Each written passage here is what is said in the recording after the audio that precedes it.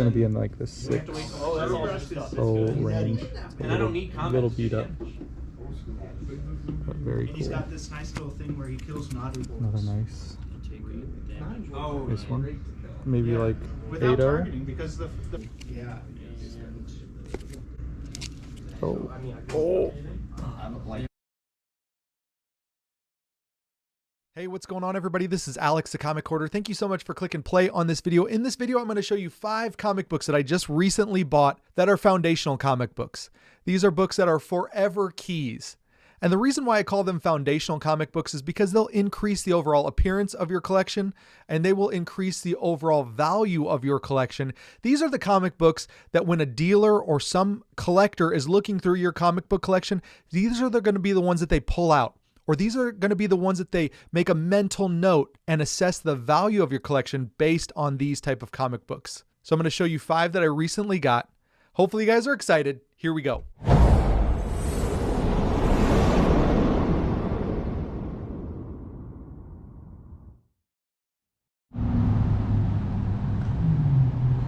I'm here at Great River Collectibles, my favorite local comic book shop. About to head in and see what they've got. What's up, Brian?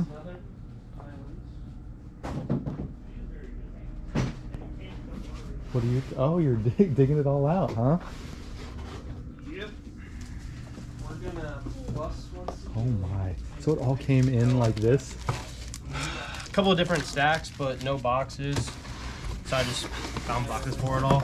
Gosh, this is glorious.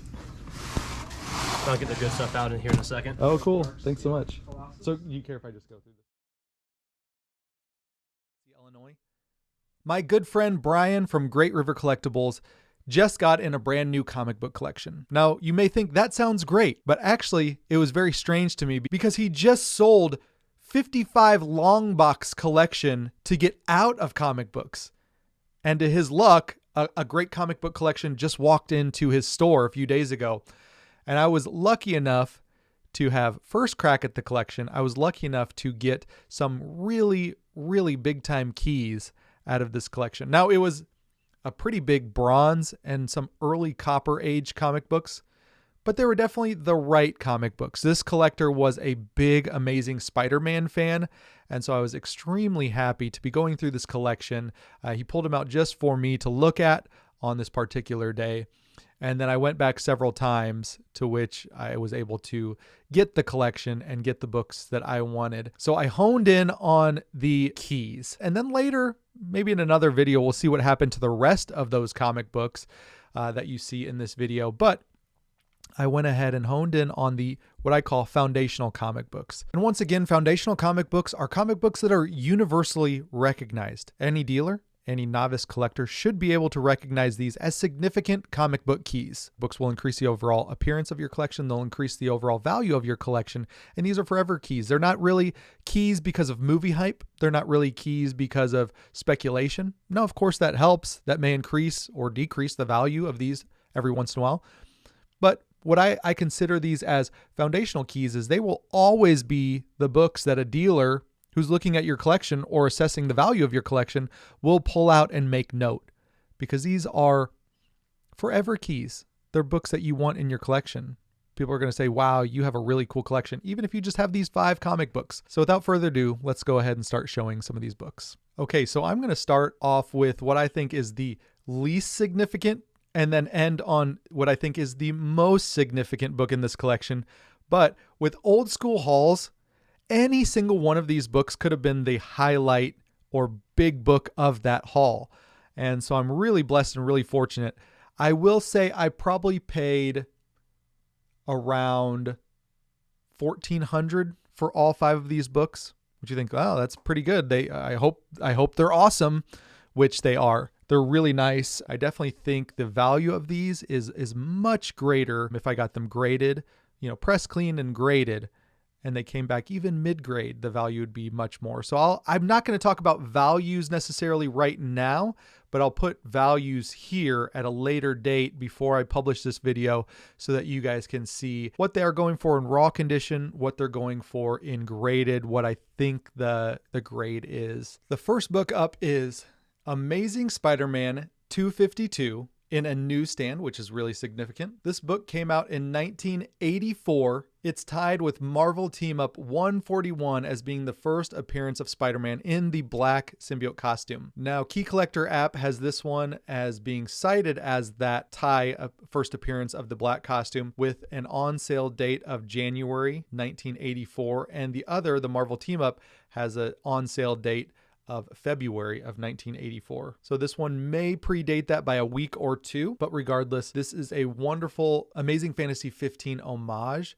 The black costume is definitely a great story and a precursor to Venom. And so I think this is a great, great comic book to own. I paid about $100 for this one, and it's always nice to own this one. Now, I currently do not own a Marvel Team Up 141 and then Secret Wars number 8.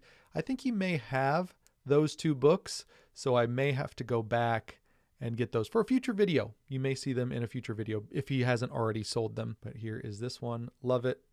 Always a forever foundational comic book. All right, here is another great one. This one I would call a 7.0, 7.5.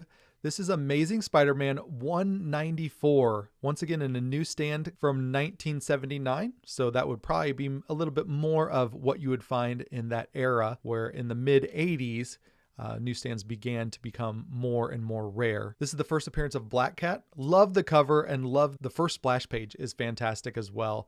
This is a great book. This is a forever key. Felicia Hardy is such a cool character, and I really do hope they use her in future Spider-Man movies, especially now that everyone's minds have forgotten who Peter Parker is, and maybe they can introduce Felicia Hardy Black Cat as the new interest for Peter Parker. Once again, a great book, and this one was priced at $115, and I think again I paid $100 for this one. All right, for these next three books, I paid $1,100 total. I can't remember how that broke down between each comic book, but I think it's completely fair based on the grade of some of these and the upside opportunity if I were to get them graded. This first one is New Mutants 98.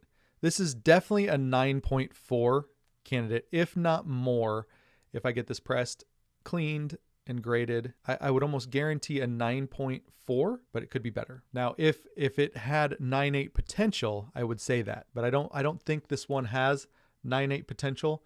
A little bit blunting on the corner right here. Not terrible. In my opinion, it would hold it back from a 9.8. Other than that, it's easily a 9.4. First appearance of Deadpool. Fantastic Rob Liefeld cover and Rob Liefeld creation.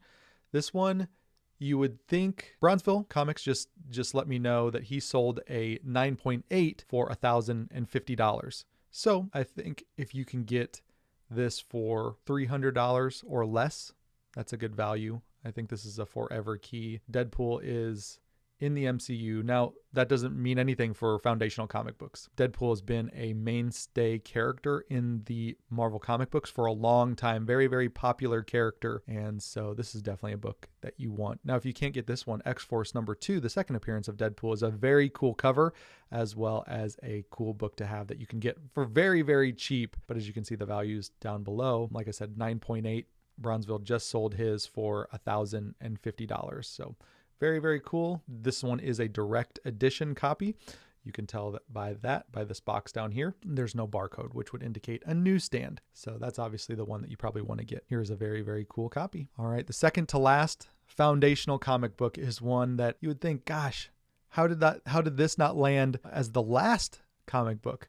But this is Amazing Spider-Man 300 in a newsstand. This one is easily an 8.0 or an 8.5, just the way that it sits. And with a press and clean, 9.0, 9.2. And considering the collection that this came out of, that's really, really good. They kept good care of this comic book in particular, because some of the other ones are pretty beat up, even around this 300 number range. They were beat up pretty good. Really, really happy. There's about 2 spine ticks that are color breaking, maybe 3, but I honestly think that is still, with as minor as they are, I still think that is a 9.0 candidate. But as it sits right now, we'll just say 8.0 to 8.5. So really, really love this. First appearance of Venom, and classic Todd McFarlane cover, has been homaged a bajillion times on a bajillion different titles, including Spawn and several others. This cover is iconic.